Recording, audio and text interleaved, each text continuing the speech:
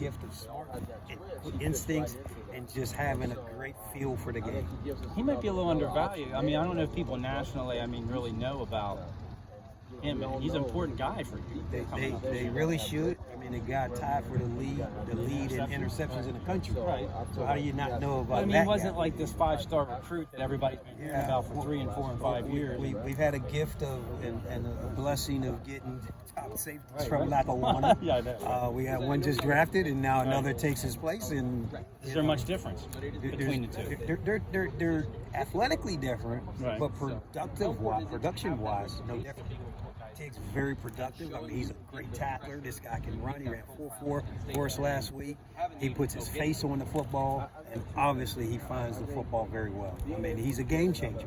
You got to have a guy like that to get the ball back for our offense, which is potent, so those guys can go score points. So Johnny Dixon obviously came from South Carolina last year. He has a year under his belt in year 2. How would you assess how he was this spring and where he is now compared to where he was when Johnny he had first a came great in? spring for us. He put himself in position to play a lot of football for us. You know, obviously Joey Porter's going to play a lot, and Kalen King, and Johnny's in that mix right now. You know, and I've been there 8 seasons, and for my 8 seasons, I played a minimum of 3 guys on a regular rotation, typically 4 guys. So Johnny's in that mix. He's going to play a ton of football, and you know, all of those guys got to continue to get better through the summer and just fine-tune some things. But Johnny's right where he needs to be. Terry, I'm looking down the road here. You and James from 2014. We're it, huh? Just what has this whole experience been like, from 14 to now, with all the change that's gone on your staff? Yeah, well, you know, first and foremost, I'm fortunate and blessed that James chose me to come with him, and then to, you know, have a title as associate head coach and to be here for 8 seasons. I feel really honored, you know, as a letterman.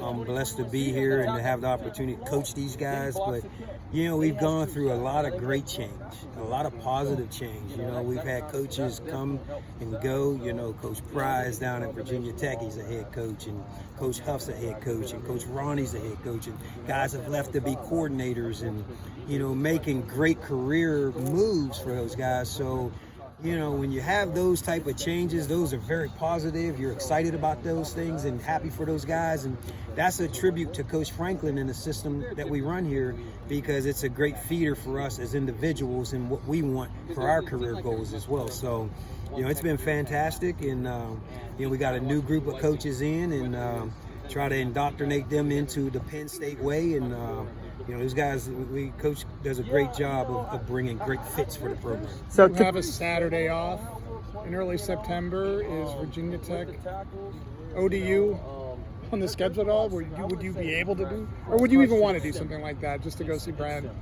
No, we get all the film, so you get an opportunity to see.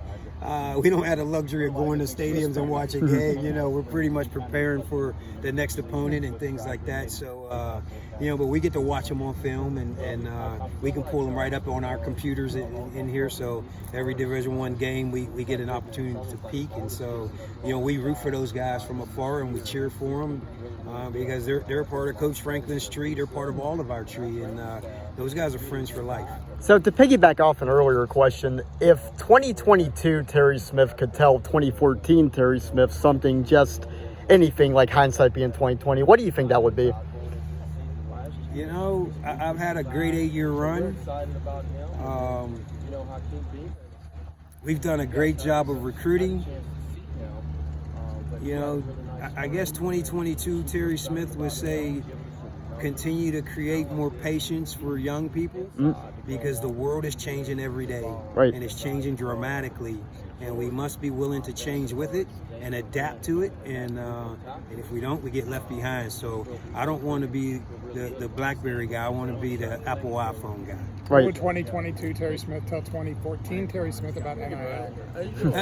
Absolutely, because that's coming down the pike. NIL and transfer portal, you got to be able to deal with it and adjust to it, and go about your business accordingly. How much does that come up on the recruiting call these days? A little bit. You know, not too many guys have really talked about it. They want to know what opportunities there are, but nothing this specific.